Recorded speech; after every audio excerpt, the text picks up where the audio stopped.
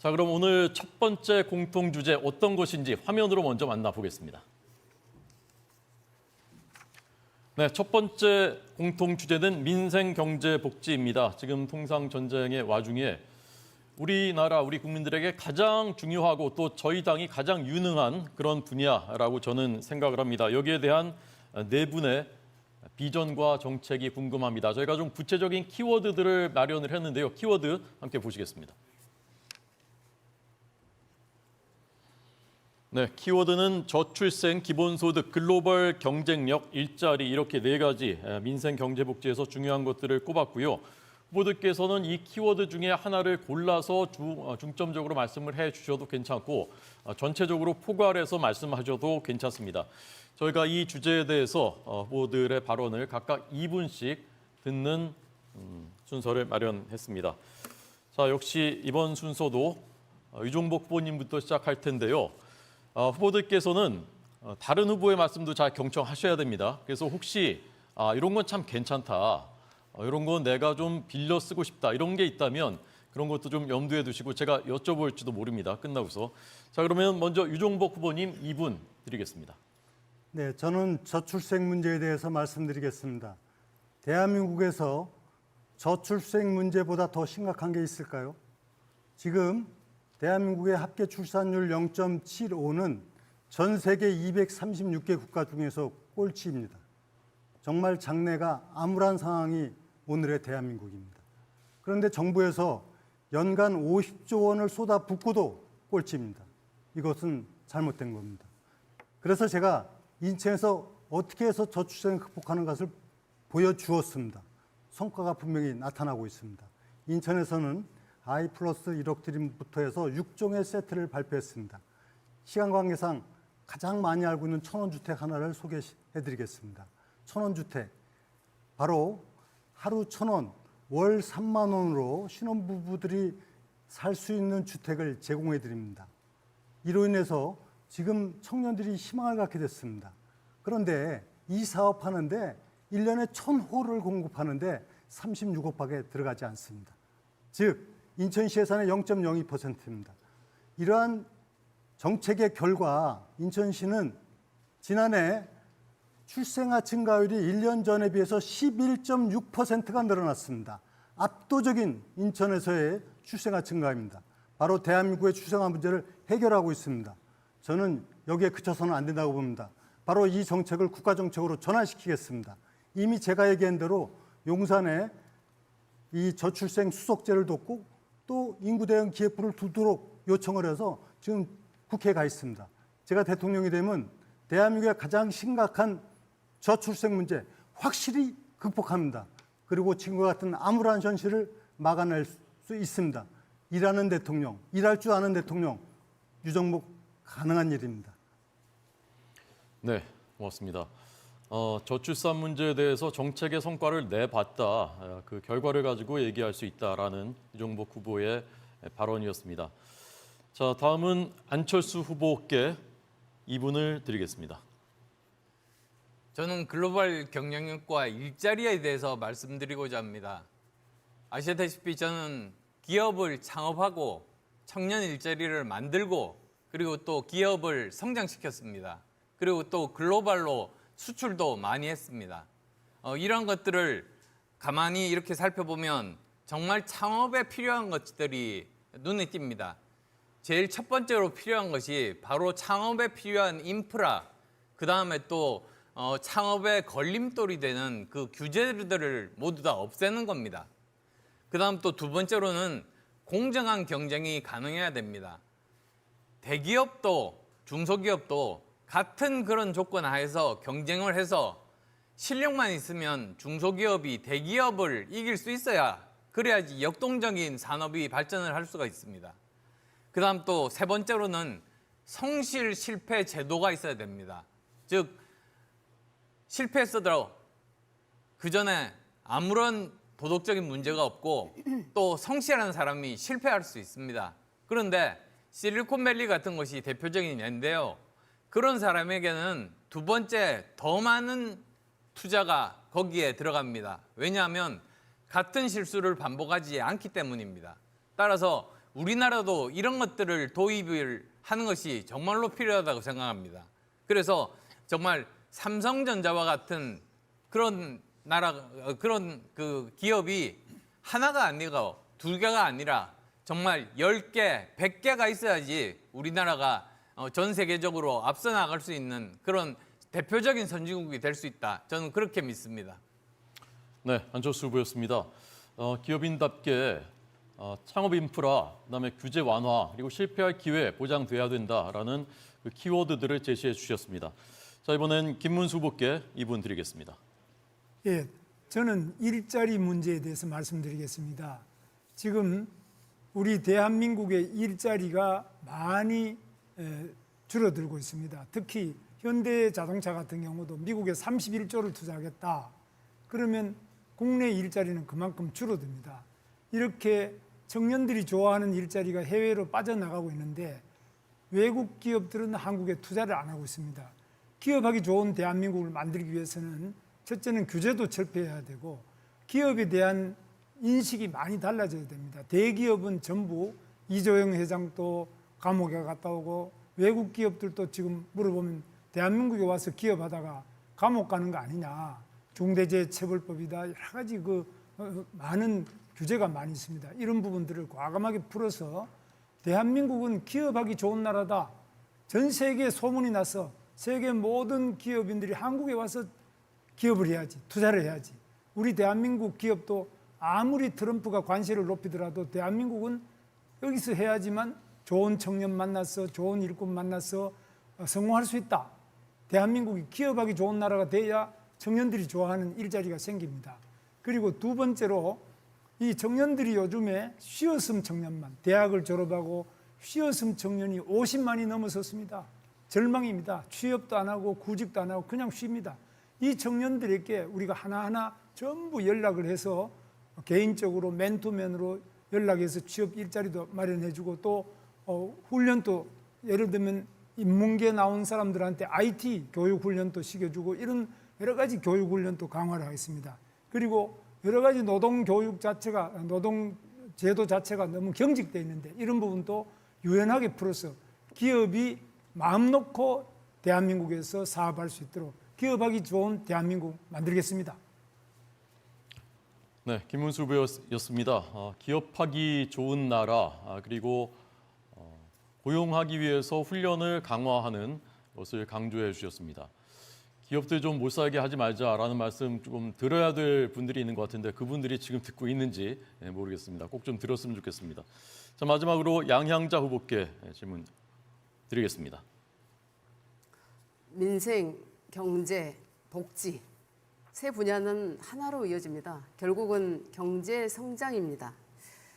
이 경제 성장에 대한 확신을 우리가 국민들께 드린다면 이번 대선 승리는 완벽합니다. 제 대표 공약이 삼성전자와 같은 100조 기업을 5개 이상 육성한다는 것인데요. 챗 GPT 개발한 오픈 AI의 기업 가치가 얼마인지 아십니까? 440조입니다. 삼성전자가 365조, SK하이닉스가 126조, 그리고 애플이 4,500조, MS가 4,400조. 미국이 어떻게 해서 초강대국이 되었겠습니까? 100조 슈퍼기업이 20개 이상 됩니다. 우리나라는 2개뿐입니다. 민주당은 경제와 첨단 산업에 약한 정당입니다. 자, 여기 보십시오. 이것이 이재명 후보의 AI 공약입니다. 저는 이재명 후보가 챗GPT를 한 번도 안 써봤을 거라고 생각합니다. 말씀 받겠죠? 공약 중에 이런 것이 있습니다. 한국형 챗GPT 전 국민 무료 제공. 챗GPT 무료 버전이 있는데 왜 또 만듭니까? 그리고 이런 게 있습니다. 100조 투자 AI 기본사의 조성. 솔직히 저는 무슨 말인지도 모르겠습니다. 지금 정부의 AI 예산이 연간 4조밖에 안 됩니다. 반기업 정서가 강한 민주당이 기업에 100조 투자하는 그런 정책에 찬성할까요? 제가 반도체 특별법 발의해봐서 합니다. 반도체 산업 세액공제도 반대한 민주당입니다. 또 GPU 5만 장 확보, 데이터센터 집적단지 조립, 전력 문제 어떻게 할 겁니까? 핵발전소 하나쯤은 더 필요합니다. 핵 발전 찬성합니까? 결론은 이재명 대표의 AI 공약은 빈 깡통입니다. 찢어버리는 게 맞습니다.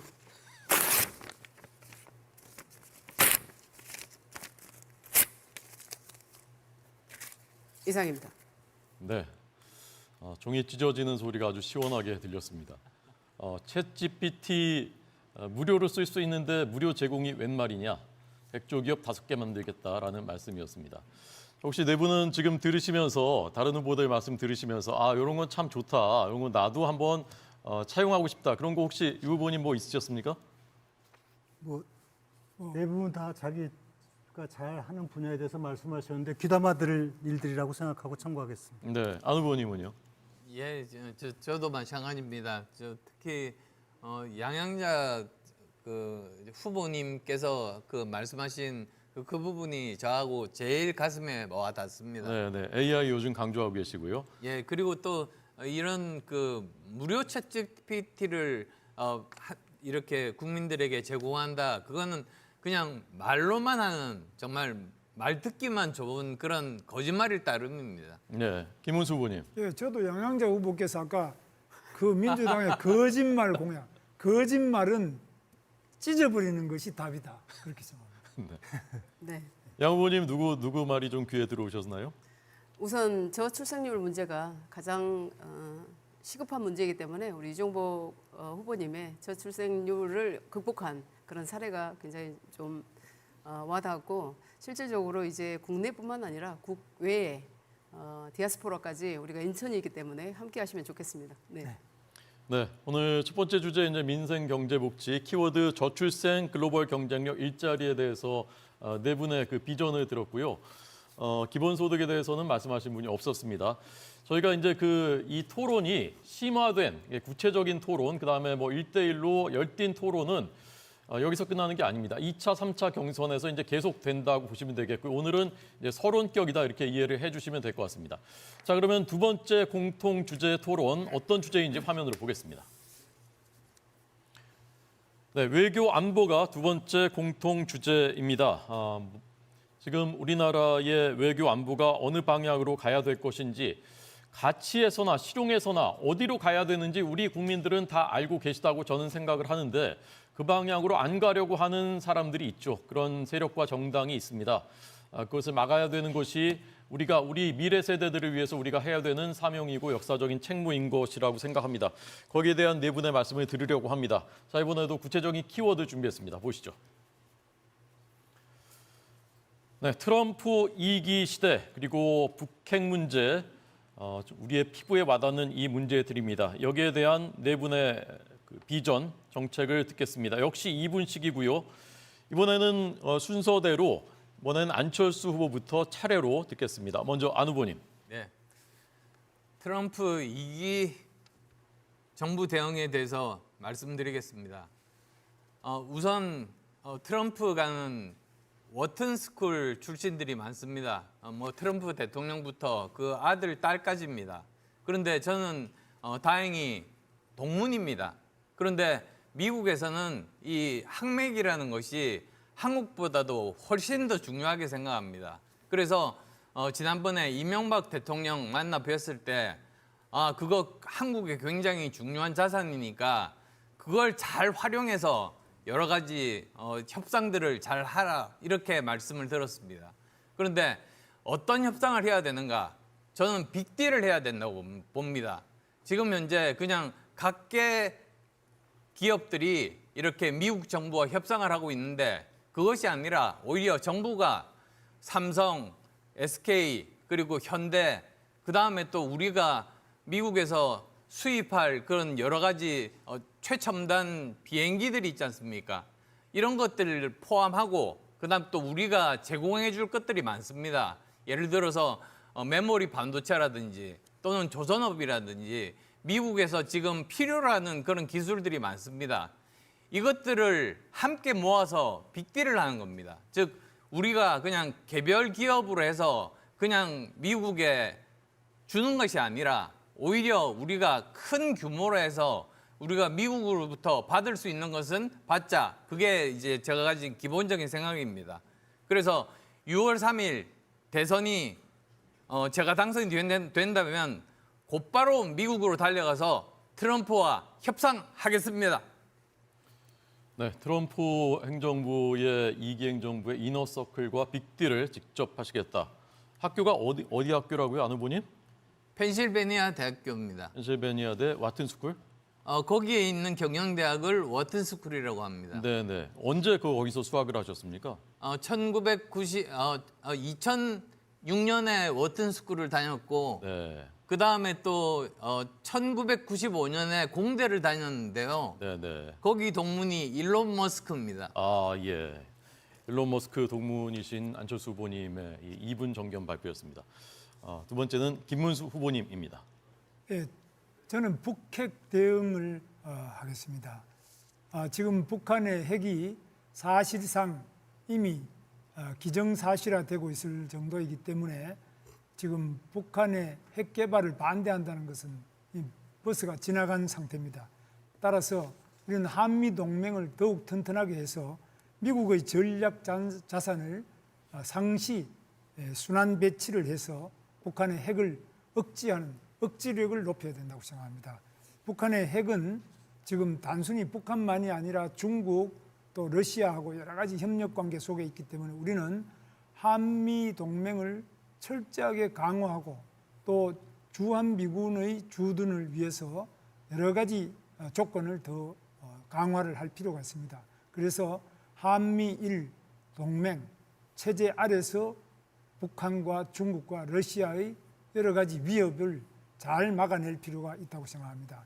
이런 때에 지금 우리가 일방적으로 핵을 개발하면 되지 않느냐 이런 이야기도 하는 분들이 있는데 일방적으로 핵을 개발할 경우에는 많은 무역 규제, 특히 FTA라든지 WTO 많은 그런 규제 속에서 쌓일 수 있기 때문에 이 부분은 일방적으로 핵을 개발할 수 있다는 주장은 정치적 구호는 되지만 실질적이지는 않다고 봅니다. 그래서 일본처럼 플루토늄 재처리 수준을 한 단계 더 높이든지 국제적인 협력, 특히 미국과는 긴밀하게 협력하면서 우리 대한민국의 핵 방어 능력, 핵 대응 능력, 또 핵에 대한 확실한 불안감을 줄여나갈 수 있도록 해야 됩니다. 우리가 아무리 힘들지만은 핵 문제에 대해서 감정에 치우쳐서 일방적으로 핵을 개발한다든지 이런 이야기는 국익에 도움이 되지 않을 것으로 봅니다. 철저하게 한미 동맹을 강화할 필요가 있습니다. 네. 안 후보님한테 이제 짧게 추가 질문 드렸으니까 김 후보님한테도 짧게 그 트럼프 대통령이 그 일기 때처럼 김정은과 뭔가 대화를 하려고 한다. 그럼 이제 어떻게 대응해야 됩니까? 제일 중요한 점은 김정은과 트럼프가 핵을 감축한다는 명분으로 또 뭐 노벨상을 같이 공동 수상하겠다는 명분으로 우리 머리 위로 뒷거리가 있을 수 있는데 이것은 우리 정부의 신뢰감입니다. 미국 정부에서 가장 신뢰하는 사람이 이 김문수입니다. 미국에 다 아시는 것처럼 보수 시팩이라든지 공화당의 여러 인사나 트럼프 주변의 핵심 인사들하고 저는 많은 신뢰관계가 이미 형성되어 있습니다. 네, 네. 하루 이틀이 되는 게 아니고 예. 오랜 신뢰를 바탕으로 강화시켜 나가야 됩니다. 예, 알겠습니다. 자, 세 번째 양향자 후보님 말씀해 주십시오. 너무나 잘 알다시피 반도체 패권 없이 외교 안보 불가능합니다. 국방도 불가능합니다. 세미컨덕터 쉴드라는 말씀 들어보셨죠? 반도체 방패입니다. 호국신기, 호국신산 왜 나왔겠습니까? 외교 안보에는 반도체가 대한민국으로서는 유일한 무기입니다. 2022년도에 중국과 대만이 최고조의 어떤 긴장 관계에 있을 때 바이든 대통령이 공개 경고를 하죠. 대만이 만약에 침공을 당하면 가만히 있지 않겠다. 왜 그랬겠습니까? 우방이어서가 아닙니다. 미국에서 쓰는 시스템 반도체의 90%가 대만의 TSMC에서 나옵니다. TSMC 없이 미국이 존재하지 않습니다. 글로벌 밸류 체인 들어보셨죠? 글로벌 가치 사슬의 그 정점에 어떤 국가가 있으면 가장 안전합니다. 네덜란드가 가장 안전한 이유가 거기에 있고 대만이 가장 안전한 이유가 거기에 있습니다. 메모리 반도체 방패라는 이야기도 있습니다. 미국에서 쓰는 메모리 반도체도 60%가 삼성전자와 SK 하이닉스가 만듭니다. 지정학, 기정학, 자정학적으로 가장 위험한 대한민국은 결국은 반도체 패권밖에 우리를 지키는 무기는 아직은 없습니다. 첨단 스마트 국방도 매우 중요합니다. 요즘 전쟁, 위성과 드론으로 하죠. 우크라이나 전쟁, 러시아 우크라이나 전쟁에서 왜 우크라이나가 저렇게 쩔쩔맵니까? 결국은 우크라이나의 삼성전자와 같은 SK 하이닉스와 같은 TSMC와 같은 그런 호국 신산의 반도체 기업이 있었으면 전쟁이 날까요? 저는 일어나지 않았다고 봅니다. 젤렌스키 대통령이 트럼프 앞에서 절절맵니다. 코미디언이라서 그런 게 아니라 기술 패권이 없기 때문에 그렇습니다. AI 방패, 바이오 방패, 모빌리티 방패, 로봇 방패도 있습니다. 저는 다음 세대에게 절대로 전쟁을 물려줘서는 안 된다고 생각합니다. 네. 반도체 전문가답게 반도체가 이제 우리 안보의 방패다 말씀하셨습니다. AI 시대 지금 우리나라 반도체 산업이 경쟁력이 좀 떨어지는 것 아니냐 우려가 있는데 15초만 말씀해 주셔야 됩니다. 네. 어떻게 해야 됩니까? 우선은 올해 비즈니스의 가장 큰 포션을 차지하는 HBM이 있습니다. HBM이 다행히도 SK 하이닉스가 크게 활약을 하고 있지만 삼성에서 세컨 벤더로라도 HBM의 시장을 양사가 함께 점유를 해야 된다고 생각합니다. 그래야 호국 신산이 됩니다. 네. HBM은 고대역 폭 메모리, 그러니까 AI 시대의 가장 이제 그 총아인 그 반도체를 말하는 것입니다. 자, 이번에 네 번째로 유종목 후보께 듣겠습니다. 네. 트럼프 2기 출범과 함께 관세 부과로 기업들이 어려움을 겪고 있습니다. 현실적인 문제부터 풀어가야 되겠죠. 저는 인천의 셀트리온, 삼성바이오로직스, 한국GM과 같은 큰 수출 기업들이 있어서 최근에도 긴급 회의를 열고 이 기업에 대해서는 특별 안정자금 지원이라든가 다각도의 대책을 우선 마련하고 있다 하는 말씀을 드립니다. 우리 대한민국이 안보와 경제 두 가지 축으로 유지되고 발전되는 나라입니다. 그 가운데 미국과의 관계를 얘기하지 않고 이 두 문제를 해결할 수가 없습니다. 저는 지난 1월 달에 미국 트럼프 대통령 취임식에 다녀왔습니다. 가서 미국 트럼프 대통령하고 절친인 마크 번즈 의장을 만나고 또 상원, 하원 의원들도 만나고 또 헤리티지 재단과 CSIS 재단 이와 같은 미국의 굴제 전략 연구소들을 방문하면서 한미 관계를 어떻게 할 것인가 충분한 논의를 했습니다. 결론적으로는 한미 관계는 굳건한 동맹 관계를 바탕으로 해서 안보와 경제를 지켜야 됩니다. 이것은 말로 되지 않습니다. 실력으로 할 수 있습니다. 제가 대통령이 되면 바로 트럼프 대통령을 만나서 이런 문제를 허심탄회하게 논의할 수 있는 그런 준비가 되어 있습니다. 실력으로서 승부해야 됩니다. 그리고 올해 이제 9월 15일 날은 인천 상륙작전 기념 75주년 되는 해입니다. 이미 저는 마크 번즈를 통해 갖고 트럼프 대통령께 초청장을 보냈고 또 오는데 노력하겠다고 확답을 받았습니다. 그래서 앞으로 트럼프 대통령이 이 자유의 가치를 공유하는 한국과 미국의 관계를 발전시키는데 제가 적합한 역할을 하도록 하겠습니다. 일하는 대통령, 바로 유정복입니다. 네, 유종복 후보님께는 이렇게 한번 여쭤보겠습니다. 트럼프 대통령을 지금 만났다면 근데 내가 15초만 말할 수 있다. 트럼프 대통령에게 어떤 말 하시겠습니까? 한국과 미국의 관계를 좋게 유지하는 것은 한국으로서도 그렇지만 미국으로서도 매우 중요한 일이다. 특히 세계 모든 국가의 질서와 평화를 위해서도 한국은 미국의 가장 중요한 파트너십이 된다는 것을 분명히 이해하실 수 있을 것이다. 그리고 제가 그걸 논리적으로 설명을 하겠습니다. 알겠습니다. 제가 지금 드린 추가 질문들은 이제 즉석에서 제가 드린 것이고 준비하신 것들이 아닌데 답변이 이렇게 잘 나오는 것을 보면서 준비된 분들이다라는 아마 똑같이 느끼셨을 것이라고 생각을 합니다. 말씀드린 대로 이제 그 심화 토론, 구체적인 토론들은 2차, 3차 경선 때 계속해서 저희가 토론을 이어갈 겁니다. 그걸 하시려면 올라가셔야 됩니다. 2차까지 올라가셔야 됩니다. 유 후보님 2차 경선 진출 전망 어떻게 보고 계십니까? 우리 국민들께서 또 당원들께서 유정복이를 제대로 알고 나면 당연하다고 생각합니다. 올라가는 건. 알고 보면 유정복입니다. 알보유. 그건 저는 확신을 합니다. 네. 왜냐하면 제가 살아온 능력과 경험과 또 저쪽 이재명과 완전 100% 대척점에 있는 사람이기 때문에 따보면은 저는 100점 100승이다. 그래서 완전 정복 유정복입니다. 네. 안 후보님은 2차 경선 진출 어떻게 전망하고 계십니까? 저는 낙관하고 있습니다. 왜냐하면 이재명 대표와 그러니까 이재명 전 대표죠. 이재명 전 대표와 제대로 붙어가지고 싸워서 이길 수 있는 사람 저 안철수밖에 없다고 생각합니다. 도덕성도 그렇고 그 다음에 여러 가지 전문 분야도 그렇고 그리고 또 이 중도 확장성도 마찬가지입니다. 그 다음에 또 이런 과거만 다루는 법률가보다는 오히려 미래를 다루는 사람이 필요한데 그게 바로 경영자와 과학자 아니겠습니까? 저는 다행히 경영자, 과학자 둘 다 했던 사람입니다. 그래서 자신이 있습니다. 예, 김문수 후보님. 예, 뭐 이재명 후보라면 이 김문수가 가장 잘 알고 확실하게 이길 수 있는 사람이 이 김문수라고 생각합니다. 제가 경기도지사 할 때 이재명 후보가 성남시장 했는데 자기 친형님도 만났고 정신병원에 가서 돌아가신 친형님도 저를 보자고 제가 만났고 온갖 쌍욕을 들었던 자기 형수님도 제가 만났습니다. 이재명 후보 주변에 있는 그 대장동 개발부터 온갖 비리 부정의 사람 누가 알고 있겠습니까? 저 김문수입니다. 실력으로도 저는 판교 테크노밸리도 제가 개발한 겁니다.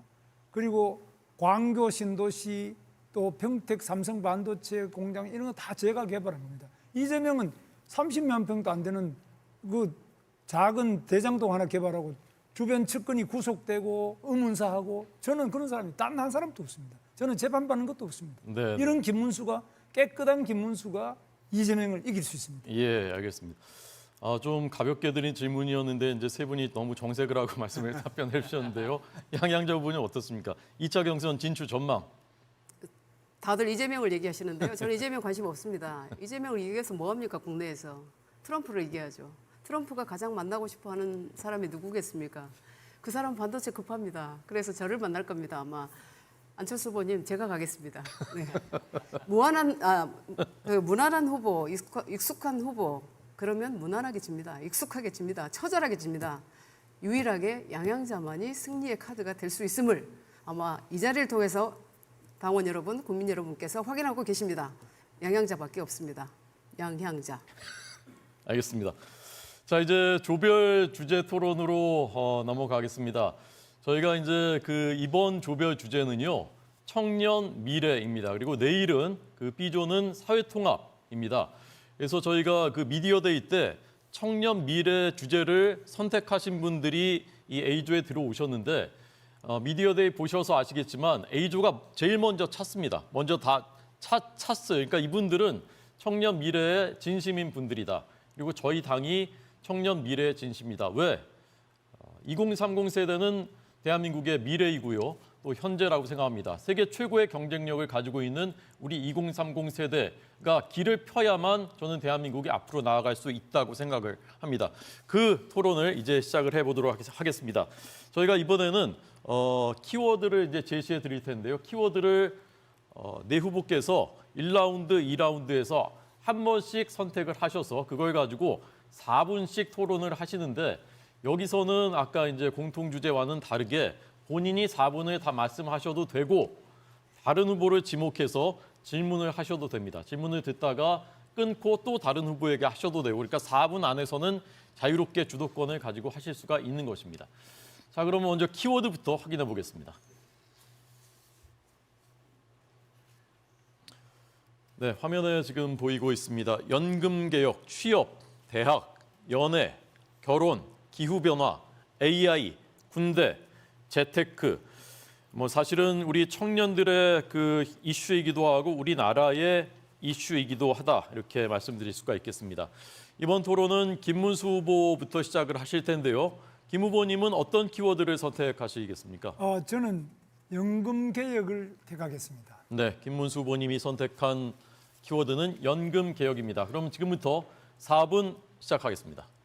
네, 지금 연금 개혁 때문에 우리 청년들이 더 절망하고 분노하고 있습니다. 그 이유는 청년들은 많이 내고 나중에 연금 기금이 고갈이 돼서 깡통 연금이 되기 때문에 자기들이 실컷 내고 나중에 못 받는 거 아니냐. 요즘 또 젊은 청년들은 100세 시대까지 생각할 때는 상당한 절망감에 빠져 있습니다. 그렇기 때문에 저는 바로 이 연금에 대한 국민연금에 대한 2차 개혁을 바로 시작하도록 하겠습니다. 국민연금 2차 개혁은 지속 가능한 연금이 되도록 하는 것이 목표인데요. 이 지속 가능한 연금 개혁을 위해서는 연금개혁위원회에 청년들을 인구 비례만큼 20대, 30대, 40대 인구 비례만큼 충분히 그 개혁위원으로 참여를 시켜서 이 청년들의 목소리를 충분히 듣고 지속 가능한 연금으로 바꾸어 나가도록 하겠습니다. 그리고 이 국민연금만이 아니라 퇴직연금도 있습니다. 퇴직연금도 지금 퇴직금을 못 받는 그런 작은 기업도 많이 있는데 이런 부분을 전부 연금으로 만들어 가지고 퇴직 이후에 노후 자금으로 이렇게 할 수 있도록 연금 퇴직연금 개혁도 하는데 1층에 국민연금, 2층에 퇴직연금, 3층은 개인연금 이렇게 해서 연금 하나만으로 국민연금 하나만이 아니라 퇴직연금도 개혁을 지금 하고 있는 중입니다. 제가 고용노동부 장관으로서 하다가 나왔는데요. 이런 부분에 대해서 우리가 이 연금 자체가 장수 시대에 바로 노후 생활의 가장 중요한 부분이기 때문에 이걸 어떻게 해야 되는지 희망을 가지고 해야 되는데 이 부분에 대해서 청년들에게 희망을 줄 수 있는 연금 개혁, 지속 가능한 연금 개혁, 그것도 불가능한 경우에는 바로 자동 조정 장치, 국가가 직접 나와서 조정하고 책임지는 국가 보장의 자동 조정 장치도 해야 될 것으로 생각합니다. 이런 부분에 대해서 우리 우선에 질문을 하나 드리겠는데 우리 유정복 후보께서 잘 아시겠습니다만은 이 우리 젊은 청년들이 1차 연금 개혁 이번에 그래도 여야 간 합의해서 마쳤는데 불만이 많이 있습니다. 네. 어떻게 좀 하면 좋겠습니까? 저는 지금 여야가 합의된 연금 개혁안은 졸속 잘못됐다고 봅니다. 네. 왜냐하면은 모수 개혁에 중점을 두고 즉 연금 고갈 시간을 7, 8년 뒤로 미룬 건데 청년들을 좌절시키는 겁니다. 네. 결국 많이 내고 조금 더 받는 건데 이 제도는 안 됩니다. 그래서 기본 틀을 잘못했습니다. 지금 이 문제는 저출산 고령화의 바로 문제거든요. 고령사회가 되면서 연금 수급권자가 기하급수적으로 늘어나는 문제가 핵심입니다. 따라서 저는 이 설계 자체를 연금 피크제를 통해 갖고 이것을 해소해야 된다. 그래야만이 이 문제를 풀 수 있다. 저는 좋습니다. 확신을 갖고 있습니다. 예, 같이 우리 손을 잡고 같이 네네. 해나가기를 바랍니다. 그런데 청년들이 지금 분노하는 진짜 이유는 취업도 안 되고 취업되더라도 자기들한테 불리한 제도를 계속적으로 만들어 나가는데 이런 제도 때문에 자기들은 소외된 상태에서 자기들의 미래를 완전히 갉아먹는 이런 제도를 막기 위해서 아무래도 청년부를 신설해 달라는 이런 요구도 있는데요. 그 이제 청년부를 신설하는 것이 정부 기구를 확대하는 것이기 때문에 굉장히 어려운 점이 있겠습니다만 이 점은 우리 안철수 후보께서는 어떻게 생각하십니까? 청년부 신설. 저는 다음 정부에서는 보건복지부를 반으로 나눠야 된다고 생각합니다. 그래서 우선 일단은 이제 보건부와 그리고 또 질병청을 함께 합쳐서 이 앞으로 팬데믹이 곧 올 겁니다. 그래서 이 팬데믹에 대해서 대비하게 하고 나머지 부분들에 대해서는 그 복지부와 그 다음에 또 지금 현재 그 여성부 있지 않습니까? 여성부 쪽에서 지금 청소년이라든지 또는 가족에 대한 부분들 그런 부분들까지 다 포함해서 한 부서로 만드는 것 그것이 제일 적합하다. 저는 그렇게 생각하고 거기에 청년부도 함께 포함되는 것이 바람직하다고 생각합니다. 네, 4분이 지났습니다. 4분이 조금 경과인데 다른 후보들께도 비슷하게 조금씩 더 하시게 되면 드리도록 하겠습니다. 2차 연금 개혁은 불가피하다. 그리고 청년부에 대해서 이제 토론하셨습니다. 자, 이번엔 양양자 후보님. 네, 저는 그 결혼과 출산을 꺼리는 청년들에 대해서 말씀을 좀 드리겠습니다. 네, 결혼과 네. 출산 네. 키워드를 선택하셨습니다. 그거 아십니까? 그 대기업의 출산율이 중소기업보다 1.5배 높은 거 다 아시죠? 이 얘기는 간단하죠. 소득이 높고 육아 휴직 제도가 탄탄하기 때문에 그렇습니다. 근데 이런 양질의 일자리, 존엄한 일자리가 바로 이제 청년 정책의 핵심인데요. 그러니까 결국은 일자리입니다. 그 일자리가 어디서 나오느냐? 저는 첨단 산업, 이 미래 산업에서 창출되는 일자리만이 우리 청년들에게 존엄한 일자리를 줄 수 있다라고 생각을 합니다. 아까 제가 삼성과 같은 100조 기업 5개 이상 만들겠다고 했는데 삼성 반도체가 전체 수출이 20%입니다. GDP 7%를 차지하는데요. 이런 기업이 슈퍼 기업이 5개, 10개 있다고 생각을 해보셔요. 그러면 GDP가 지금보다 20%, 30%, 50%까지 갑니다. 이 30%만 GDP가 상승을 해도 일자리가 몇 개 나온 줄 아십니까? 100만 개가 나옵니다. 그래서 제가 첨단 산업 하는 겁니다. 첨단 산업 대통령 양양자가 할 수 있다라고 말씀을 드리는 겁니다. 유종복 시장님 인천 출산율 증거 1위로 만드셨어요. 그게 육아 지원금, 주택 지원 이런 복지 정책 덕분이죠. 근데도 저는 말씀드리고 싶어요. 그 지속 가능하다고 보십니까? 결국은 일자리가 있어야 됩니다. 일자리, 첨단 기업 일자리가 중요하다 이런 말씀드리고요. 우리 김문수 장관님 네. 도지사 시절에 최대 업적이 대기업 유치라고 하셨거든요. 대기업 왜 유치하셨습니까? 대기업이 와야지만 청년들이 좋아하는 일자리가 생기고 두 번째는 그렇죠. 네. 대기업이 와야지만 더 첨단 가능한 지속 가능한 일자리가 우리 대한민국을 부강하게 해서 세금도 많이 내고 해서 우리 국민들이 모두 윤택하게 되죠. 민주당의 대기업 반기업 정서 있는 거 아시죠? 네, 그렇습니다. 제가 견디기가 힘들었습니다. 네, 예, 말씀에 너무 저 공감을 하고. 네, 그렇습니다. 그런데 지금 우리 청년들이 6.25 이후에 부모보다 못 사는 첫 번째 세대라고 그래요. 그런데 제가 이제 50대 후반인데 친구들을 만나보면 자식들 집 마련해 주는 게 그렇게 걱정들이 많습니다. 저는 이론도 안 해줬습니다만 딸이 결혼하는데 그런데 저도 가슴이 좀 많이 아픕니다. 퇴직금 받으면 퇴직금을 받아도 자식들 집 하나 마련해 주기 힘들다 이런 얘기 하거든요. 근데 대기업 다니다가 퇴직을 하면 5, 6억 퇴직금을 받는데 지금 서울 집값 평균이 얼마인 줄 아세요? 14억입니다. 14억 우리가 집 사줄 수 있습니까? 노후자금 다 털어도 자식 집 하나 못 해줍니다. 자식도 부모도 다 거지 되는 거죠. 거지 만들 겁니까? 이런 세상 물려줘야 되겠습니까? 자식들 다 불효자 만들고요. 부모들 누가 이렇게 바보 만들었습니까? 민주당이 제가 있었던 민주당이지만 민주당이 집값 올려놓은 1등 공신 아닙니까? 임대차 3법 무지하게 저 고통스럽게 이야기 많이 했습니다. 민주당의 운동권 출신 여러분, 정치인분들께 묻습니다. 이런 세상 만들려고 목숨 바쳐서 민주화 운동하고 정권 잡고 대통령 만든 겁니까? 본인은 국회의원도 되고 자식도 유학 보냈으니까 인생 성공했다고 지금 희희낙낙하고 있습니까? 지금 2030 청년들이 민주당을 왜 위선자라고 하는지 가슴에 손을 얹고 생각해 보십시오. 다시 한번 말씀드리면 저는 첨단 산업만이 우리 미래 세대들에게 희망을 줄 수 있다 이렇게 생각합니다. 네, 양양자 후보님이었습니다.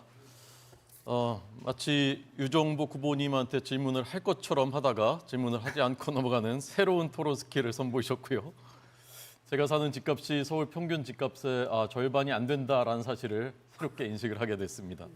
자, 이번에는 유종복 후보님께 기회를 드리겠습니다. 어떤 키워드 어떤 걸 선택하셨습니까? 일자리 하겠습니다. 네, 일자리는 일자리에 대해서. 기업이 만듭니다. 문재인 정부에서 치명적인 오류의 하나는 바로 공공부문, 즉 공무원을 17만 4천 명을 늘리겠다는 계획이었습니다. 이게 예산이 무려 300조가 넘습니다. 이 국민의 재산을 갖고 공공부문 일자리 늘리는데 인심 쓰는데 사용한 치명적인 실수입니다. 일자리는 기업에서 나옵니다. 그래서 저는 이것도 현장을 경험한 사람이 가능합니다. 저는 지금 광역시 중에서 청년 고용률 1위입니다. 그것은 다양한 취업과 창업 정책을 통해서 가능한데 뭐 다 여기서 소개시킬 수는 없겠습니다만 다양한 정책 중에서 특히 청년들의 그 희망을 만들어주기 위한 창업에 주력을 하고 있습니다. 유휴기지, 스타트업, 뭐 이런 사업들을 쭉 하고 또 미래 성장 동력에 중점을 두고 있습니다. 그 중에 하나가 청년들을 해외로 보내는 청진기 사업입니다. 청년 10만 명을 해외로 보내게 되면 대한민국의 경제 영토가 넓어지는 겁니다. 청년들에게 희망을 주는 겁니다. 이것은 매우 중요한 사업인데 인천시에서 하고 있습니다. 100명을 대상으로 하고 있는데 엄청난 성과가 있습니다. 그래서 저는 국가 정책으로 전환해서 대한민국의 경제 영토를 넓혀가도록 하겠습니다. 정말 중요한 거 하나 말씀드리겠습니다. 청년들이 일자리도 중요하지만은 소위 말하면 공정이 중요합니다. 잘못된 그런 경제 정책으로 인해서 좌절하고 분노하고 있습니다. 우리가 알고 있지 않습니까? 선관위가 그 가족 채용 비리 이게 있을 수 있는 일입니까? 공공 부분에서. 그다음에 민주노총이 고용 세습 우리 김문수 후보님 이 네. 고용 세습 이거 있을 수 있는 일입니까? 안 됩니다. 안 되죠. 예. 바로 남의 기회를 뺏어가는 이런 정책이 바로 반민주적이고 반시장적 정책입니다. 저는 그래서 대한민국이 제대로 되기 위해서는 자유시장 경제법이 필요하다고 보는 사람입니다.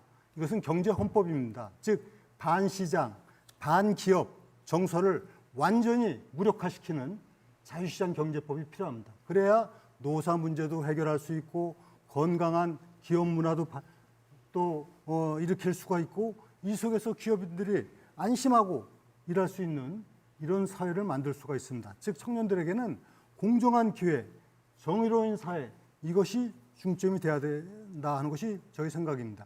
이런 문제가 정치권에도 있습니다. 정치권에서 일 안 하고 남의 것 빼앗아 먹고 사는 정치꾼들 이거 몰아내야 됩니다. 일하는 사람이 잘 사는 사회가 돼야 되지 않겠습니까? 이번 대선 바로 일하지 않는 자들과의 마지막 전쟁입니다. 일하는 사람이 대우받고 일하는 사람이 부자 되는 사회 그것이 정의로운 사회가 아닙니까? 또 이것이 바로 시장 경제를 일으킵니다.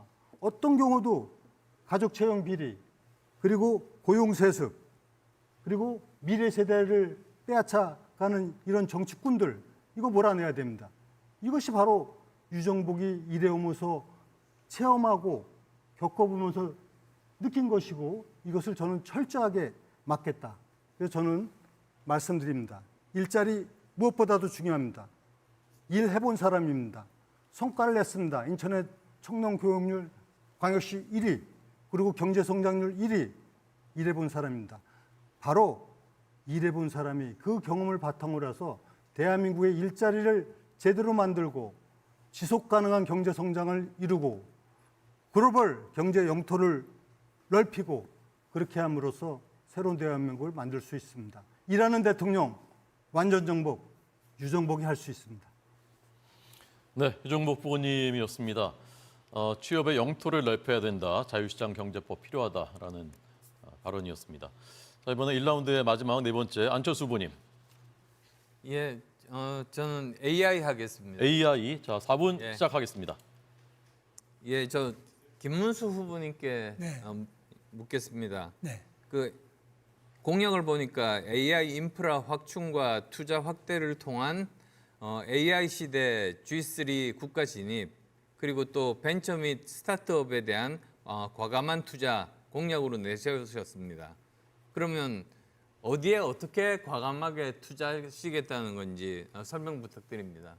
AI 부분은 우리나라의 정부 목표 자체가 2030년까지 세계 3위 예, 어디에 투자하시겠다는 겁니다. 그건 이제 우선에 연구할 수 있는 연구소와 AI 연구소 또는 대학교에 관련된 학과 그리고 각 산업, 벤처기업 이런 데다가 투자를 해야 되겠습니다.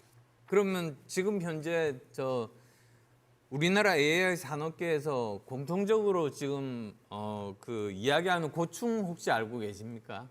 고충은 너무 규제가 많은 점이 굉장히 있습니다. AI 부분에.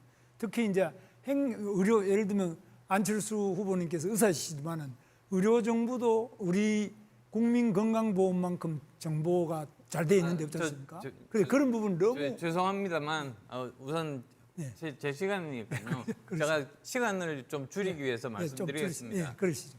지금 현재 제가 국민의힘 AI 특위위원장을 맡고 있습니다. 아, 그렇습니까? 그래서 현장을 이렇게 다닙니다. 네. 그런데 거기서 제일 중요한 것이 네. 지금 현재 AI 하드웨어가 부족하고 하드. 그다음에 소프트웨어가 부족하고 그다음에 인재가 부족하고 그다음에 또 컨텐츠가 부족합니다. 네.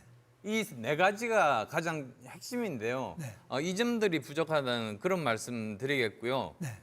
그래서 그러면 이런 부분들을 제대로 투자를 제대로 하기 위해서 어떻게 하면 되겠습니까? 투자를 지금 정부에서도 AI를 한다고 하는데 저는 제가 대통령이 되면 우리 안철수 후보님처럼 AI를 잘 알고 관심이 있는 이런 분들을 모셔서 AI 위원장을 모시고 당의 위원장이 아니라 정부의 위원장을 모시고 함께 또 전문가를 알아가지고 위원장님 또 모셔서 거기에 대해서 위원회를 구성하고 집중적인 투자를 뒷받침하겠습니다. 예. 근데 이제 이런 게 있습니다. 지금 보면 여러 분야들이 굉장히 복잡하게 발전합니다. AI도 굉장히 범위가 넓고 그리고 또 다른 의견을 가진 AI 전문가들이 굉장히 많습니다. 그래서 정말로 지도자가 중요한 것은 본인이 전문가일 필요는 없겠지만 이 많은 이 스펙트럼의 이 전문가들 중에서 내가 원하는 방향에 맞는 전문가가 누군가 그 사람을 찾는 게 중요합니다. 그러려면 기본적으로 이 AI에 대해서 기본적인 철학과 그다음에 또 어느 방향으로 발전할지 알아야 된다. 이런 말씀 저는 드리고 싶습니다. 저는 그 지도자가 된다면 우리 안철수 후보님께 반드시 물어보겠습니다. 네, 저 AI 잘 모르시죠? 안철수 후보만큼은 모르지만 예, 저도 혹시- 사용은 매일 예, 하고 예. 있습니다. 챗GPT 챗GPT도 쓰고 써보셨습니까? 퍼플렉스도 쓰고 G3도 쓰고 여러 개 쓰고 있습니다. 예. 그록 같은 거 다 쓰고 그러면 우리나라가 아까 이제 저 공약에 말씀하셨으니까요. 네. AI 3대 강국으로 도약하려면 네. 어떻게 하면 됩니까? 제일 중요한 게 뭐라고 생각하십니까? 제일 중요한 점이 저는 생각할 때 AI의 기본 기술인데 이 부분은 특히 양자 기술을 활용한 양자 컴퓨터 같은 거라든지 이런 것들을 활용해서 훨씬 더 AI에 대한 기본 인프라를 강화시키는 것이 필요하고 투자도 필요하고 아까 말씀하신 인재도 20만 AI 인재도 양성하고 또 추진위원회도 우리 예, 안철수 후보님 같은 분 모셔다가 짜도록 하겠습니다. 네, 안 후보님 말- 시간이 말씀- 다 됐습니다. 예. 시간이 다 됐습니다. 그 다음에 하겠습니다. 계속해서. 예. 그래서 이제 2라운드에 저희가 이제 다시 돌립니다. 그래서 공수의 기회를 제공하기 위해서 저도 이제 퍼플렉시티까지는 알아들었는데 그 다음에 또 뭐 말씀하시는 거 보니까 우리 김문수 후보님도 AI를 상당히 잘 아시는 것 같고요. 안 후보님, 김문수 후보님이 대통령이 되면 AI 위원장을 맡기신다는데 어떻게 수락하실 의사가 있으십니까? 지금 AI 위원장입니다. 당의 위원장이십니다. 네, 그렇습니다. 정부의 위원장님으로 모시겠습니다. 알겠습니다. 자, 2라운드가 이제 다시 진행이 됩니다. 2라운드 키워드 다시 한번 이제 보여드리겠습니다. 보시죠. 예, 아까랑 똑같습니다. 근데 이 중에서 우리가 토론한 게 있고요. 아직 안 한 것도 있고 그런데 앞에서 다른 후보가 선택하셨던 키워드를 똑같이 또 선택을 하셔도 됩니다. 그래서 다른 후보에게 집중적으로 또 질문을 하실 수도 있습니다. 자, 이번에 2라운드는 먼저 양양자 후보님 어떤 키워드 선택하시겠습니까? 이게 2라운드가 맞습니까? 네. 네. 예. 이렇게 오래 선택하실 일이 아닌데. 네. 저는 사회 통합에 대해서 말씀을 좀 드리고 싶어요. 아, 예. 그 이 키워드 이외에 다른 거 하셔도 괜찮습니다. 네네. 자, 그러면 네. 사회 다른- 통합을 주제로 그래서 이제 다른 조의 그 아젠다이지만 사회 통합이 굉장히 중요하기 때문에 네. 사회 통합에 자, 대해서 좀 사회 통합 주제로 4분 시작하겠습니다. 네, 말씀을 드리도록 하겠습니다. 이념 갈등, 또 지역 갈등, 남녀 갈등, 갈등 국가입니다. 우리나라. 어떻게 해결해야 됩니까? 근데 이 갈등을 누가 만들었나요? 저는 정치가 만들었다고 생각합니다. 그러니까 정치적 이익을 위해서 표를 위해서 움직이기 때문에 네 편 내 편 갈라치기가 나온다고 생각하는데요. 정치란 게 뭡니까? 모든 문제가 인간의 본능으로 인해 유발될 수밖에 없는 갈등을 해결하라고 있는 게 사실은 정치입니다. 그런데 눈 녹듯 사라져야 되는 이런 갈등이 한국 정치는 어떻습니까? 갈등 아마 최대 국가라고 보여지고 있습니다. 2024년에 제3지대 최초로요. 제가 한국의 희망을 창당했습니다. 이념, 진영을 넘어서 또 이제는 건너가자라는 캐치프레이즈를 내걸었는데요. 제가 한국의 희망 강령에다가 이렇게 두 가지를 넣습니다. 첫 번째, 당리와 당략이 아닌 국민 행복과 국가 미래를 중심에 두고 상생과 협력, 대화의 정치를 하겠다. 그다음 둘째, 강령에 넣은 겁니다.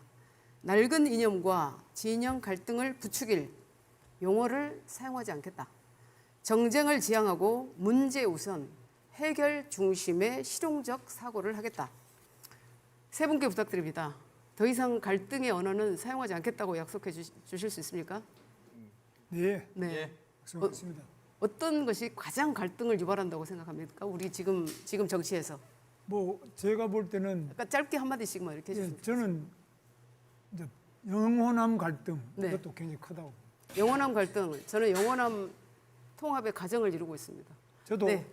제 아내가 순천 그러시군요. 네, 네, 네. 알고 있습니다. 우리 저 안철수 후보님, 네, 갈등의 가장 큰 이슈가 뭡니까? 저는 사실은 너무 많습니다. 하나만 얘기하시면 좋겠습니다. 저는 지금 세대 간 갈등이 굉장히 심하다고 보고 있습니다. 세대 간 갈등이요? 예, 네, 지금 현재 보면은 사실은 후진국 시대에 태어나신 분과 선진국일 때 태어난 사람이 동시대에 함께 살고 있는 세상에서 유일한 나라가 대한민국 아닙니까? 저 그렇다고 생각하지 않습니다. 후진국이었다가 선진국으로 성장한 나라들이 얼마나 많은데. 저기 네. 100불일 때와 3만 불일 때 태어난 나라의 그 아이들이 같이 살고 있죠. 네, 앞으로 10만 불 되면 그럼 갈등은 더 커지겠네요. 3만 불 시대에 아니, 태어나서. 더 커지죠. 네, 그런데 정치를 잘 해야 된다라는 생각을 저는 갖고 있습니다. 저는 우선 이제 선거법, 네, 패싱하지 않겠습니다. 예, 짧게 말씀해 저는 주십시오. 네, 계층, 세대, 지역 다 있지만은 네. 정치꾼이 만들어낸 이기주의적 정치 행태가 빚어준 갈등이 제일 큽니다. 그럼 그래서 제가 이걸 찢는 정치꾼이라고 했습니다. 있는 유정. 저는 찢는 건 제 통합은 겁니다. 네. 그래서 저는 정말 이 사회적 갈등을 해소하지 않고 대한민국 미래로 갈 수 없습니다. 대한민국 대통합을 내세운 것이 바로 접니다. 그런데요, 잘 생각해 보십시다. 우리가 왜 이렇게 갈등을 조장하고 갈등 국가가 되어야 되는가? 저는 대한민국이 하나로 목표를 모을 수 있는 게 없습니다, 지금. 우리가 올림픽 때 갈등합니까? 그렇죠. 뭔가 목표가 하나 있으면 갈등이 일어나지 않습니다. 월드컵 열리면 갈등이 있습니까? 갈등이 해소됩니다. 유일하게 대한민국이 비전과 목표가 없습니다. 미국도 마가가 있습니다. Make America Great Again. 중국은 중국몽이 있습니다. 일본은 후스 국가라고 보통 국가 경제 대국을 만들겠다라고 하는 그런 공통의 목표가 있거든요. 대한민국의 공통의 목표를 세웁시다. 선도 국가. 네, 이상입니다. 네. 자, 양양자 후보께서 사회통합 선도 국가라는 주제로 토론하셨습니다. 지금 이제 그 시청자 여러분들께서는 국민 여러분들께서는 발언하시는 분을 이제 보여드리기 때문에 다른 후보들이 들으시는 장면을 잘 못 보신 저는 여기서 이제 다 보이거든요. 근데 이 모든 후보들께서 다른 후보들이 이제 발언하실 때 정말 경청을 하고 있습니다. 집중해서 들으시고 존중하는 저는 이런 것이 이제 우리 보수의 품격이자 그런 그 덕목이 아닌가 이제 저는 보면서 그런 생각을 했습니다. 감사드립니다. 자, 이번에는 유정복 후보님 어떤 키워드 선택하시겠습니까? 네, 저는 군대 문제를 얘기하겠습니다. 왜냐하면은 안보와 경제가 가장 중요하고 또 인구 문제가 중요한데 이 모든 것이 다 함축적으로 나타날 수 있는 부분이 바로 군대 문제, 병역 문제입니다. 저는 이번에 모두 징병제를 제안을 했습니다. 무슨 말씀이냐면 대한민국이 지난해 24만 명 태어났는데 군대 가야 될 자원이 한 20만 명 됩니다. 그럼 24만 명 중에서 남아 12만 명, 또 군대 갈 수 있는 적격 자원 10만 명 보면 10만 명인데 20만 명을 어떻게 할 겁니까? 이건 분명히 다가오는 문제입니다. 이런 부분에 대해서 얘기해야 되지 않겠습니까? 이런 얘기하면 불리하다고 저한테 얘기하는 분들이 있습니다. 그러나 정치 지도자는 유불리를 생각하면 안 됩니다. 대한민국의 현실을 보고 이것을 어떻게 극복할 것인가 이걸 얘기해야 됩니다. 이 모두 징병제는 이제는 남성, 여성 모두 군대 가는 사회를 만드는 겁니다. 그렇게 하지 않으면 안 되는 불가피성이 있습니다. 그렇지 않으면 지금 남자들의 복무기한을 18개월을 뭐 2배로 늘립니까? 용병을 합니까? 지금 당장에 모두 군대 가는 제도를 통해서 그 다음에 모병제의 문제는 그 다음의 문제입니다. 이런 제도를 통해서 실질적인 평등 문제도 사실상 이루어지고 있는 거 아닙니까? 군대에도 지금 특전사를 비롯해서 많은 그 여성들도 뭐 경찰, 소방 다 가고 있습니다. 다만 여성들에게는 비전투병과 중심으로 병역 의무를 한다든가 이런 부분들이 필요하다고 생각하는데 우리 양행자 의원님께서는 여성이시고 그런데 저희 이런 모두 징병제에 대해서 혹시 어떻게 생각하십니까? 우선은 짧게 그냥. 네. 그 이스라엘이 여성이 2년, 남성이 3년 갑니다. 여성은 그 기간에 아이를 낳으면 안 가죠. 우리도 검토해 볼 상황이라고 생각하는데 여기에 저는 조금 더 아까 말씀하셨던 경찰, 소방 네네. 이런 쪽에는 함께 네. 군대를 가더라도 그 기간 동안에 경력을 쌓을 수 있다라는 그게 가장 좋은 거고요. 그리고 한 가지만 더 말씀드리면 저는 이 같이 군대를 간다고 하면 그런 제도가 우리가 된다라고 네. 하면 여성은 만약에 그 조금 의사 짧게 제가 출신이면 보건소로, 네, 남성은 군의관 기본적으로 네, 그런 식으로 해서 참고하신다는 말씀이죠. 예, 사회의 어떤 네, 그 시스템에 알겠습니다. 도움이 될 수 있는 양성 군대제로 갔으면 좋겠습니다. 네. 네. 우리 김문수 후보님은 뭐 이제 군대를 다녀오시지 않은 걸로 알고 있기 때문에 제가 안철수 후보님은 예. 저 군본 기억하시죠? 예. 기억하십니까? 예. 보통 우리 군대 갔다 온 사람들이 군본을 다 기억합니다. 왜 그렇겠습니까? 이건 정말 자랑스러운 훈장입니다. 병역의 의무를 했다는 게 얼마나 자랑스럽습니까? 그래서 어느 누구나 대부분이 군본을 기억하고 이걸 자랑스럽게 생각합니다. 저도 육군 중위로 다녀왔습니다. 270313. 그래서 저는 이 군의 문제를 이제 병역 의무를 다한 사람이 대우받는 사회를 만들어야 됩니다. 군인이 나라를 지켰다면은 국민이 그 군인을 지켜줘야 됩니다. 또 예비역 군인들을 지켜줘야 됩니다. 그래서 제가 꼭 드리고 싶은 말씀은 전역증이 훈장이 되는 나라를 만들어야 된다. 이것이 저희 생각입니다. 군대를 갔다 온 사람들에 대해서 각종 할인 혜택 등 이분들이 군대 다녀온 걸 보람으로 생각하고 영광으로 생각하고 또 긍지를 생각할 수 있는 애국심을 갖도록 해야 되는 것. 이것이 바로 병역의 기본이 돼야 됩니다. 저는 아까도 말씀드렸지만 일하는 사람이 대우받고 부자 되는 나라가 되어야 되듯이 국가를 위해서 헌신한 분들이 자랑스러운 인생을 살 수 있도록 하고 또 영광을 누릴 수 있도록 되는 사회, 이것이 정의로운 사회입니다. 육군 중위 270313 유정북 말씀드립니다. 사회자님. 이 모두 징병제를 통해서 대한민국의 정의를 실현하고 또 이 병역에 따른 여러 가지 향후 발생할 수 있는 문제를 해결하겠습니다. 네. 자, 유중복 후보께서 병역을 주제로 공세적인 토론을 하셨습니다. 자, 이번에는 안철수 후보께서는 어떤 키워드 선택하시겠습니까?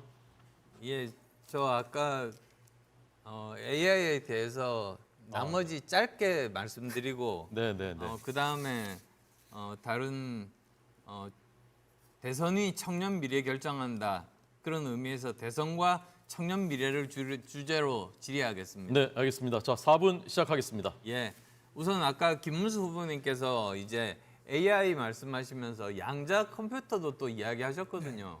그런데 아마 아실 겁니다. 오히려 이 둘은 완전히 다릅니다. 예, 완전히 달라서 이 둘을 같이 섞어서 말씀하시면 안 된다는 그 말씀을 드리고 싶고요. 사실 이 둘은 따로 이렇게 발전을 해야 되는 부분들이고 이 부분들에 대해서는 따로 연구비들을 책정하고 따로 그 연구자들을 모아서 제대로 우리가 발전을 할 수 있게 해야지 우리나라가 발전할 수 있다. 이런 말씀 드리겠습니다. 저는 이제 현장에 양자 컴퓨팅 하는 분들은 AI하고 연결하고 접촉할 수 있는 그런 말씀을 들었습니다만. 그거는 일부에 해당될 수도 있겠습니다만 사실 지금 양자 컴퓨터는 그쪽으로 가는 게 아니라 에러 커렉션 어떻게 하면 에러를 줄일 수 있는지 그 알고리즘 쪽으로 주로 연구를 합니다. 우선 이거는 이 정도로 두고요. 제가 직접 여쭤보고 싶은 그 말씀부터 드리겠습니다. 네. 사실 김 후보님 윤 대통령님 대통령 탄핵에 반대하셨지 않습니까? 저는 뭐 탄핵에는 그 여러 가지 문제가 많다 이렇게 생각하고 있습니다. 예, 네. 윤 대통령 탄핵 이후에 국무위원으로 국민께 사과하셨는지요? 저는 탄핵 문제에 대해서는 사과를 한 적은 없습니다. 예, 근데 저는 그게 문제라고 봅니다. 왜 그러냐면 사실 민주당 지금 전략이 뭐냐면 이 다음 대선을 이재명 대 윤석열로 끌고 가려고 지금 그러고 하고 있습니다. 그런데 우리가 반성과 사과가 없으면 결국은 이 구도에서 벗어나지를 못해서 저는 대선에서 필패할 가능성이 많다고 봅니다. 저는 우리 당이 꼭 대선에서 이겨야 되지 않습니까? 그렇습니다. 네. 그래야지 우리나라를 발전시킬 수 있지 않습니까? 그래서 저는 이 비상계엄으로 대통령께서 파면이 됐는데 반성과 사과가 없으니까 이제 민주당에서는 우리를 계엄 옹호당이다 이렇게 지금 밀고 있습니다. 그리고 많은 국민들이 또 거기에 또 설득당하고 있는데 여기서 빠져나와야 되겠다고 그렇게 생각합니다. 그러면 이제 저는 오히려 왜 대통령께서 계엄을 했던가? 그건 민주당의 30번에 걸치는 줄탄핵 그리고 걸핏하면 특검 이제 다시 또 계엄으로 돌아가시는 건데요. 돌아가는 게 아니라 이제 그 계엄을 왜 할 수밖에 왜 할 수밖에 없었느냐 그 말씀보다도 네. 일단은 저는 헌법재판소의 그 8대0 판결에 대해서 일단 받아들이는 게 중요하다고 생각합니다. 그게 정말 보수의 가치인 헌법과 헌정 질서에 순응하는 그 태도 아니겠습니까? 물론 그 받아들일 수밖에 없습니다만은 헌법재판소의 그 절차적으로 보면 처음에는 내란을 넣었다가 뺐다가 또 그다음에 뭐 여러 가지 저는 증인이 온다 많은 문제가 네, 있기 때문에 죄송합니다만 의혹이 제기되죠. 네. 그 부분은 헌법재판소에서 다 이렇게 분석하고 다 판단해서 그렇게 0대8로 판결이 나왔다. 저는 그렇게 받아들이고 있습니다. 그래서 저는 비상계엄 옹호해서 헌법 가치를 훼손하면서 어떻게 국민께 표를 달라고 할 수 있을까? 저는 그게 굉장히 걱정이 됩니다. 네, 저는 뭐 비상계엄을 옹호해 본 적도 없고 비상계엄에 찬성해 본 적도 없는 사람입니다. 예, 알고 있습니다. 그러나 저는. 대통령께서 이 비상계엄을 선포할 수밖에 없었던 그 사정, 안타까운 사정에 대해서 그건 책임이 민주당에 있다 이렇게 생각하고 있습니다. 네, 토론 시간이 경과했습니다. 네, 4분 다 쓰셨습니다. 안철수 후보께서는 이제 김문수 후보에게 공세의 그 칼날을 집중했는데요. 자, 이번엔 김문수 후보의 시간입니다. 김 후보님은 어떤 키워드 선택하십니까? 저는 이번에 청년 취업에 대해서 좀 하겠습니다. 네, 청년 취업에 대해서 4분 시작하겠습니다. 자, 지금 청년들의 일자리 문제가 심각합니다. 일자리가 자기 원하는 게 없기 때문에 그냥 쉬었음. 이런 청년이 50만이 넘고 또 일자리가 마땅치 않기 때문에 결혼도 지금 제대로 못하고 출산은 꿈도 못 꾸고 집을 못 가지기 때문에 가정도 못 가지는 이런 우리 청년들이 절망해서 극단적인 선택을 하는 청년들도 있습니다. 청년들이 자기가 원하는 일자리를 평생 동안 한 번도 가지지 못하는 이런 대한민국은 행복한 대한민국이라고 할 수는 없습니다. 그래서 이 청년들의 문제는 그 책임이 우리 기성세대에게 있습니다.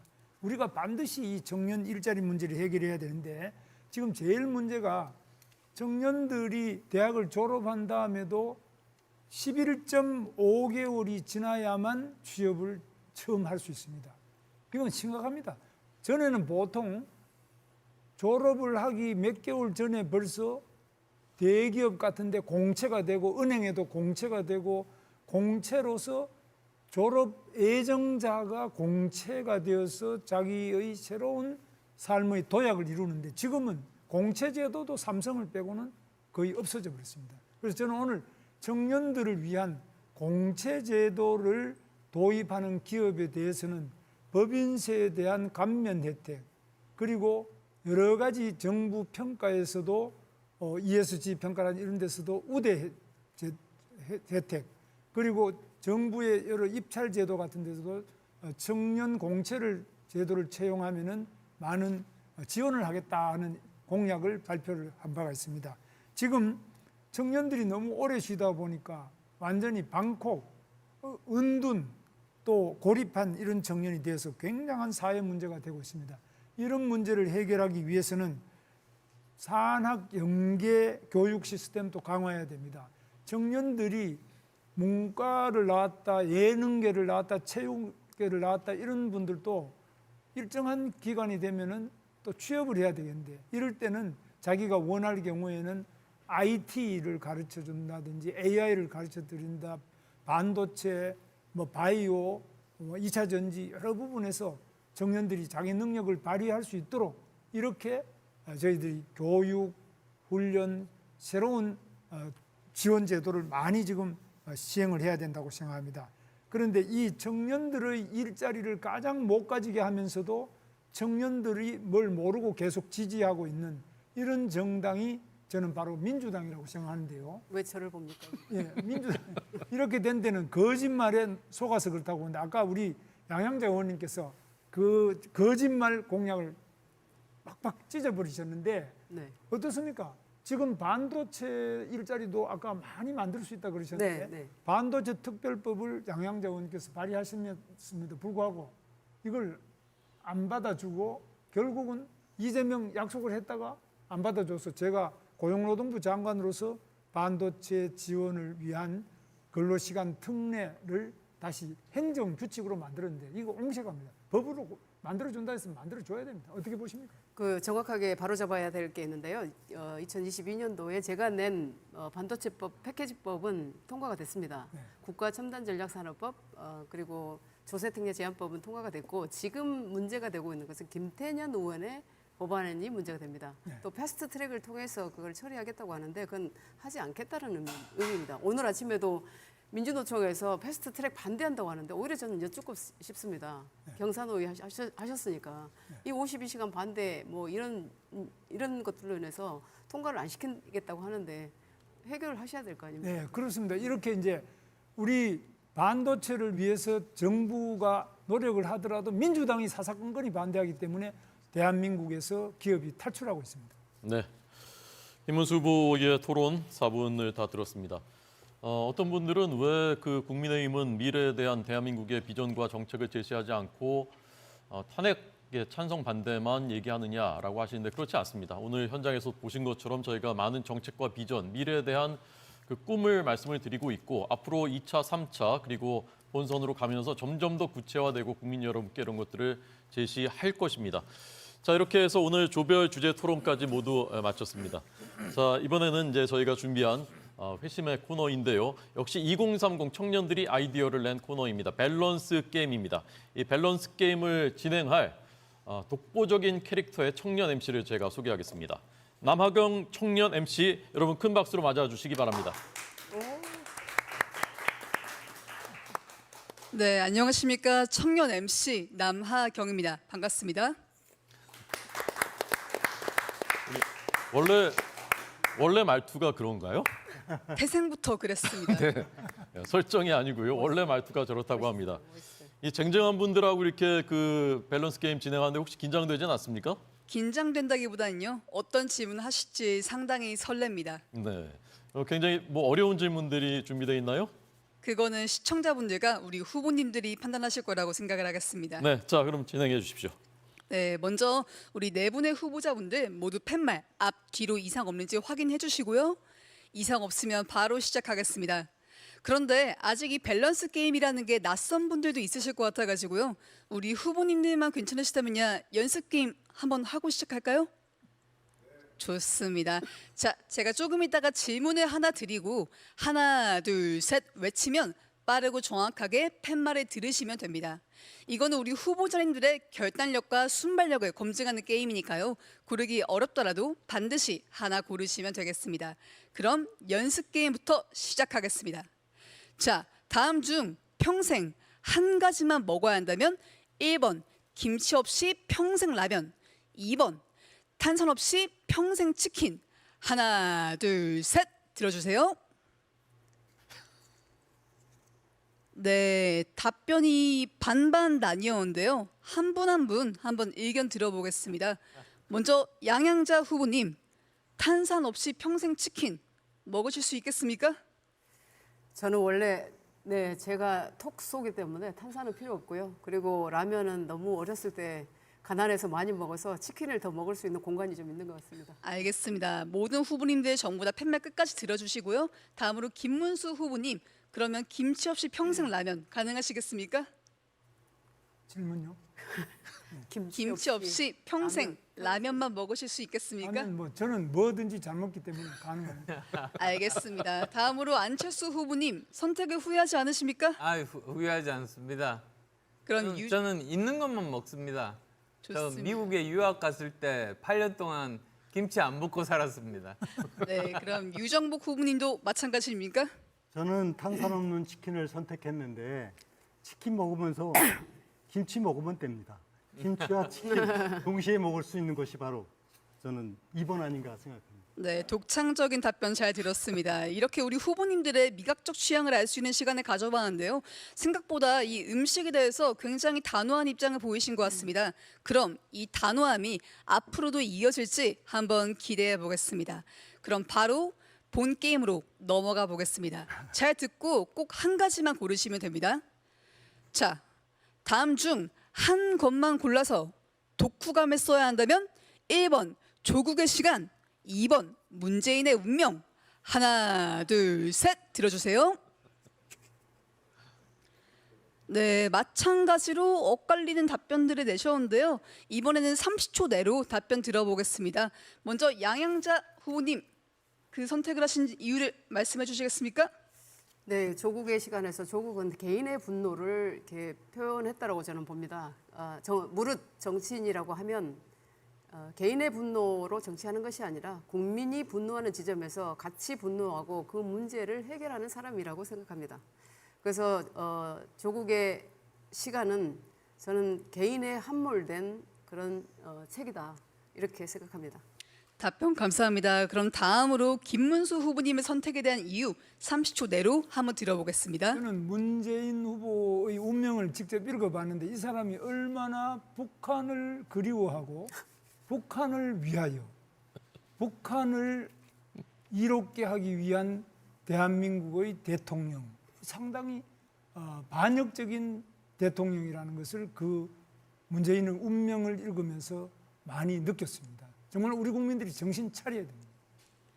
네, 감사합니다. 다음으로 조국의 시간을 고르신 안철수 후보님의 답변 30초 내로 들어보겠습니다.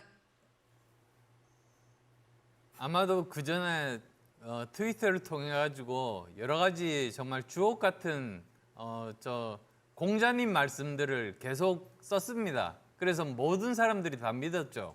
근데 결국은 나중에 보니까 그게 다 거짓말이고 전부 다 반대로 실제로 행동을 했다는 게 밝혀졌지 않습니까? 그래서 저는 변명의 여지가 없다고 생각했는데 변명하는 척을 썼습니다. 그래서 어떤 식으로 변명을 할 수 있을까? 저는 도저히 상상이 안 갔습니다. 그래서 어떤 변명을 하면 이거를 설명할 수 있을까? 그 비결을 한번 알아보고 싶습니다. 네, 답변 감사합니다. 그럼 마지막으로 유정복 후보님께서 왜 문재인의 운명을 읽고 독후감을 쓰고 싶으신 건지 30초 내로 이야기 들어보겠습니다. 문재인이 잘못한 많은 것을 두 가지로 압축한다면 권력의 사유화 그리고 국민 갈라치기입니다. 권력의 사유화가 아까 얘기한 대로 공무원 17만 명 늘리겠다는 그 자기 거 아닙니다.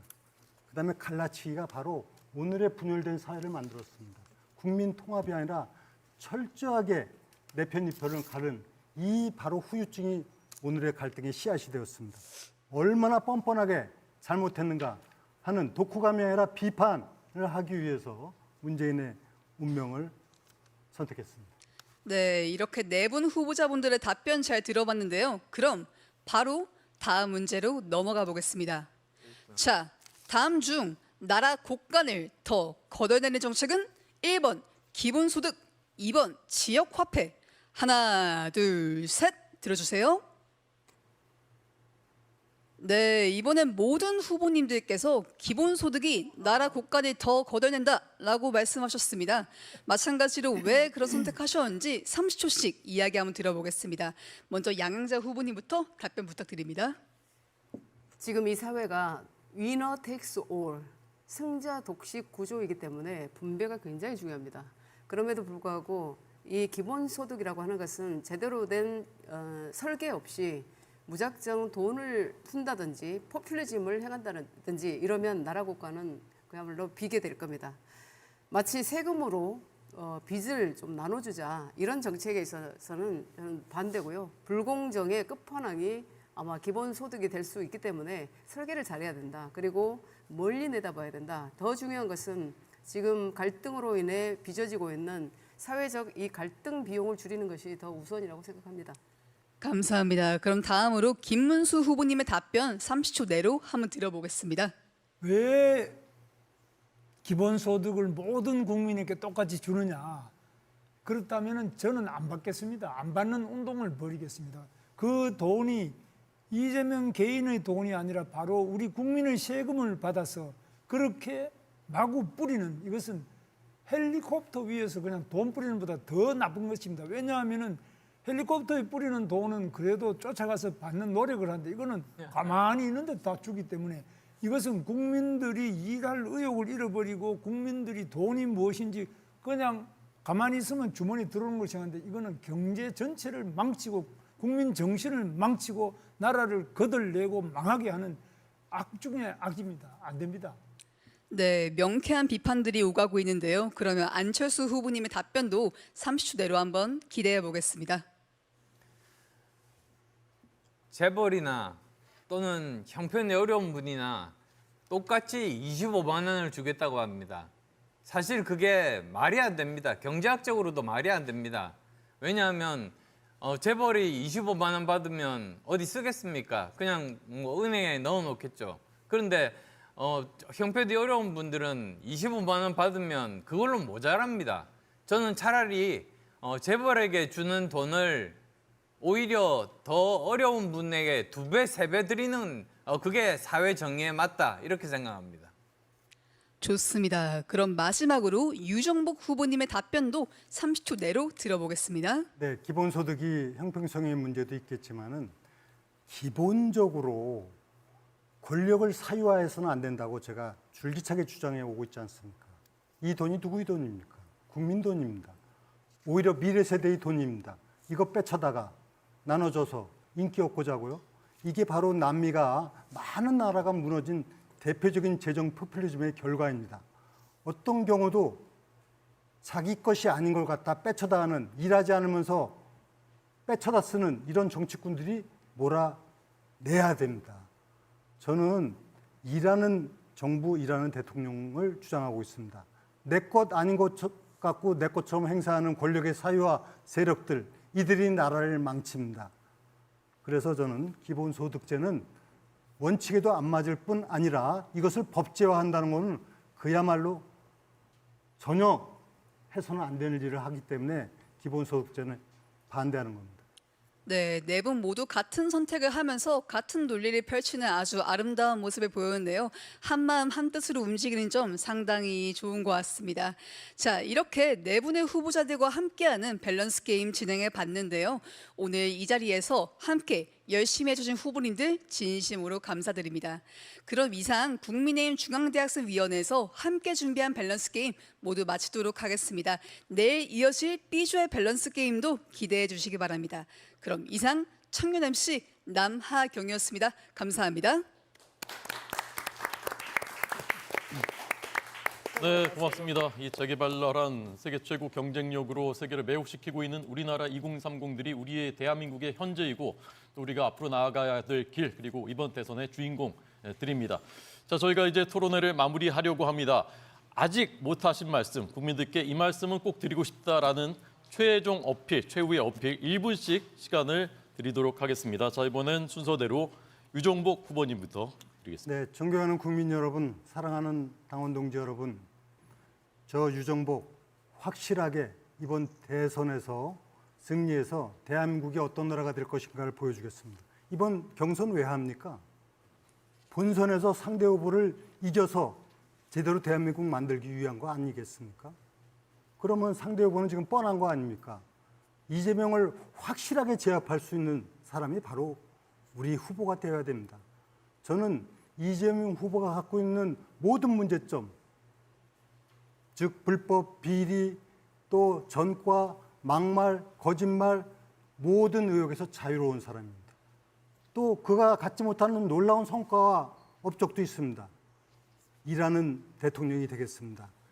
일하는 사람이 존경받고 부자 되는 나라, 바로 일하는 대통령 유정복이 확실하게 만들어내겠습니다. 가짜를 물리치고 진짜가 되는 유정복, 바로 제가 이번 대선에서 그 역할을 하겠습니다. 많은 정말 사랑 부탁드립니다. 네, 다음 안철수 후보님. 저는 보수에서 가장 중요한 가치가 노블리스 오블리제라고 생각합니다. 저는 직접 그 일을 실천했습니다. 노블리스 오블리제는 크게 두 가지 정도 케이스가 있습니다. 우선 자기가 돈을 벌면 그 돈을 사회에 환원하는 겁니다. 기부하는 겁니다. 그리고 또 하나는 예전에 로마에서 볼 때 전쟁이 나면은 귀족 계급이 제일 앞에 나가서 싸워서 목숨을 바쳐서 그 나라를 구합니다. 그런데 저는 두 가지 다 직접 실천했습니다. 저는 정치하기 훨씬 전에 제 재산의 절반을 기부했습니다. 그리고 또 지난 2020년에 대구의 코로나 사태 때 그때는 모두 다 항체가 없기 때문에 죽을 수도 있었습니다만 저도 그 각오하고 대구에 가서 봉사를 했습니다. 그런 것이 저 안철수입니다. 네, 안철수 후보님 고맙습니다. 자, 다음은 김문수 후보님. 존경하는 국민 여러분, 오늘은 4.19 혁명 65주년 기념일입니다. 지금 우리 대한민국은 위기에 처했습니다. 거짓말 잘하는 사람이 대통령이 되고자 합니다.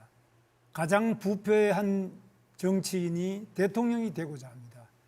우리 대한민국의 지금 국방, 안보, 북한의 핵 문제 여러 가지로 위기에 처했습니다. 우리 대한민국 경제 어렵습니다. 청년들은 절망하고 있습니다. 기업인들은 지금 미국으로 해외로 탈출하고 있습니다. 이 어려움을 극복하기 위해서는 바로 깨끗한 정치인이 필요합니다. 저 김문수가 해내겠습니다. 김문수는 투쟁할 뿐만 아니라 싸워 이기는 김문수가 되겠습니다. 저는 바로 우리 대한민국 국민이 행복하고 나라가 더욱 위대한 그런 노력을 하겠습니다. 대한민국의 위대한 순간은 아직 끝나지 않았습니다. 이제 시작입니다. 함께 갑시다. 네, 김문수 후보였습니다. 마지막으로 양향자 후보님.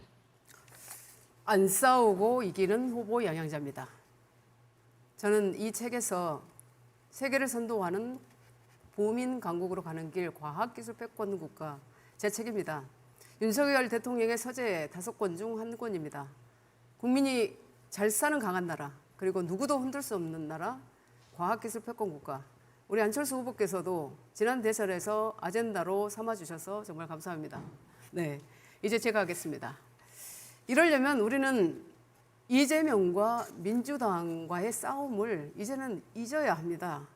우리가 넘어야 할 산은 구태 정치, 갈등 정치입니다. 그리고 우리가 넘어야 할 산은 트럼프 제2기 관세, 그 행정부의 폭거입니다. 그리고 첨단 산업으로 한국을 넘보는 경쟁국들입니다. 저에게 맡겨주시면 집권 여당의 6월의 푸르름을, 그 영광을 다시 찾아드리겠습니다.